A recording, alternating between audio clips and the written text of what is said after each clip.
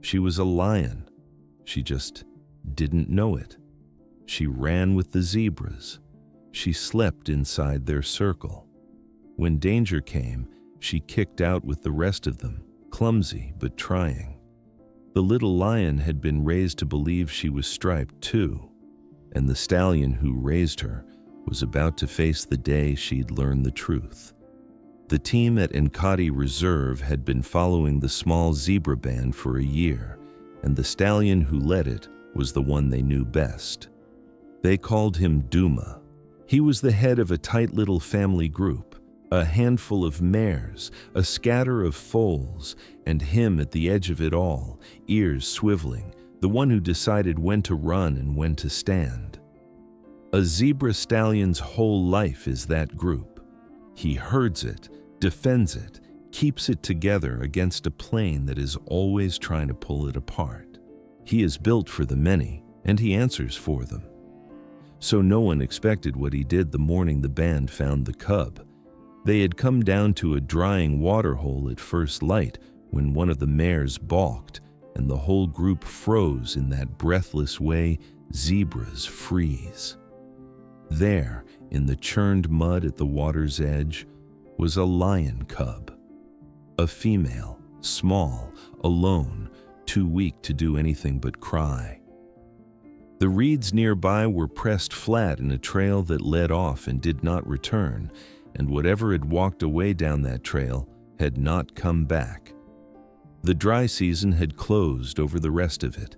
Every zebra in the band wanted to run. The scent of lion is the scent of death to them.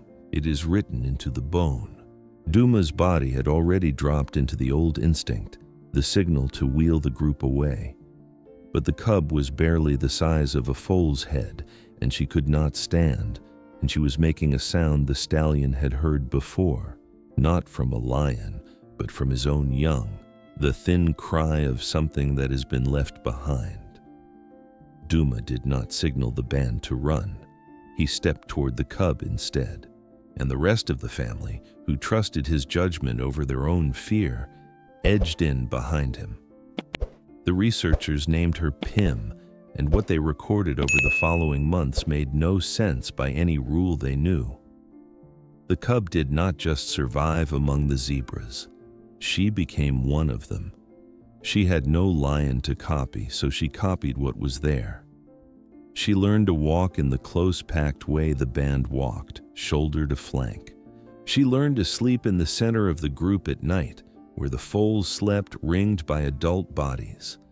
When the band lowered their heads to graze, she stood among them with her head down too, mouthing at grass she could not eat, simply because that was what her family did.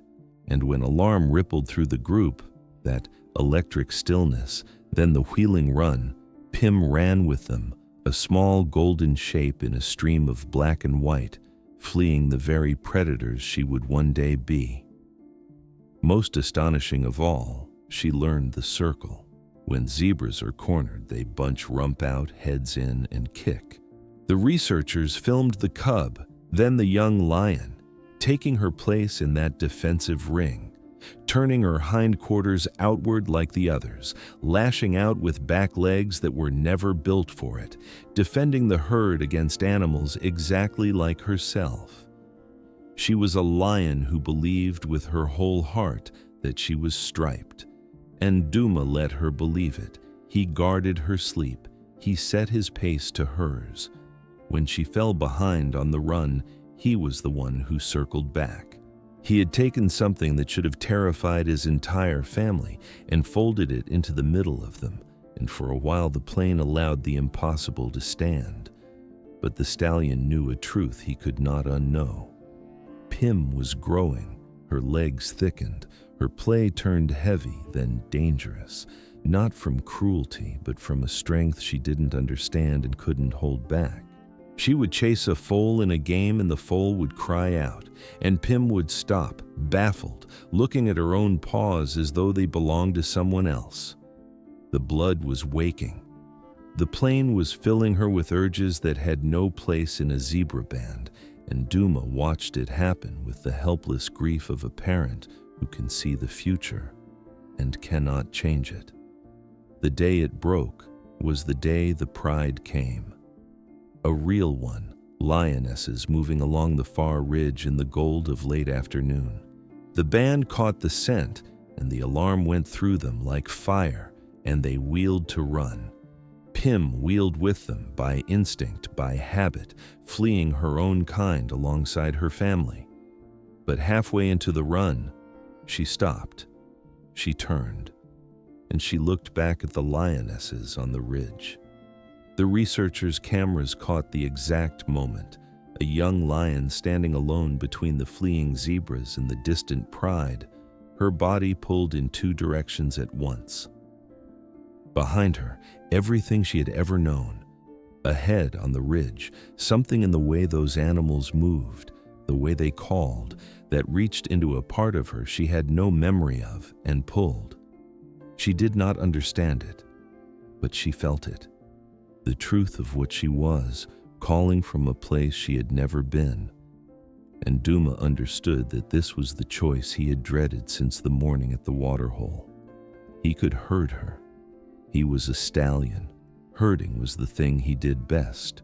He could drive her back into the band, keep her among the striped bodies, let her go on believing she was one of them for another season. She would have stayed. She trusted his lead over her own confusion. He could have kept her. Instead, the stallion did the hardest thing a herder can do. He stopped herding. He held the rest of the band back, kept them clustered, kept them still, and he left a gap, an opening on the side that faced the ridge. He did not push her toward the pride. He simply stopped being the wall that kept her from it. He let the truth do what he could not bring himself to do. Pym stood in that gap for a long moment.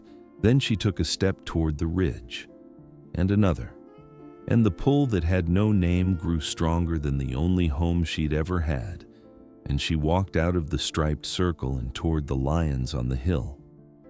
A lioness came down to meet her, took her scent, and after a long, uncertain pause, let her in. Duma watched from the center of his band until the young lion was lost among the others on the ridge, until he could no longer tell which of the distant golden shapes had once kicked beside his foals. Then he turned his family toward the water and led them on, the way a stallion always does. The seasons turned, and the reserve gave the researchers their last strange chapter, not a reunion, because there never was one, but a thing they could not stop noticing. Pym grew into a hunter, but she hunted wrong. Every lion they had ever studied hunted the same way: the low crawl, the patient ambush, the explosion from cover. Pym didn't. Pym ran her prey in the open. She would break from a distance in full view and chase across the plain, a style so exposed, so inefficient, so unlike a lion that the team debated it for months. No one had taught it to her. No lioness hunts like that. But a zebra does.